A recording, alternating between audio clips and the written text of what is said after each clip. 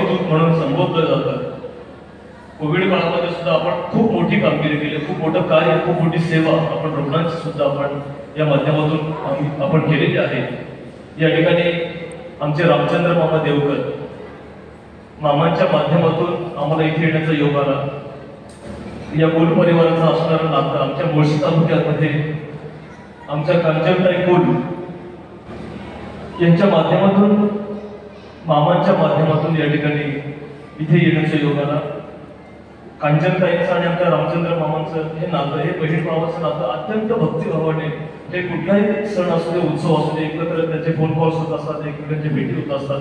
हे फार मोठं जिव्हाळ्याचं नातं तुम्ही मंडळी निर्माण करत असतात. आणि म्हणून तुम्हाला जाता एवढंच सांगेन, तुमचा राजकीय प्रवास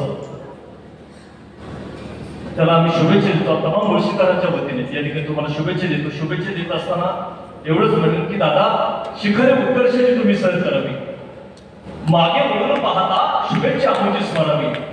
तुमच्या प्रगतीचा वेलू गगनाला भिडू दे. तुमच्या जीवनात सगळं काही तुमच्या मनासारखं घडू दे. सुख, शांती, समृद्धी, समाधान, ऐश्वर, आरोग्य आणि प्रतिष्ठा या सप्तरंगी दिव्यांनी तुमचं आयुष्य प्रकाशमय होऊ दे. अकल्प आयुष्य व्हावे तया तुला, माझी आसा काळ हरीच्या दासा. कल्पनेची बाधा नहो कोणेकाळी, ही संत मंडळी सुखी असो. सकल संतांचा आशीर्वाद तुमच्या पाठीशी निश्चितच राहील, यात तीळ मात्र शंका नाही. या ठिकाणी आमच्या मुळशी तालुक्यातील अनेक कीर्तनकार या ठिकाणी उपस्थित आहेत. त्यामध्ये आमचे भवन महाराज संदर आहेत, आमचे गजानन महाराज गोरे आहेत आणि युवा मृदंगाचार्य या ठिकाणी शुभमजी महाराज शिंदे, आमचे रामचंद्र मामा देवकर.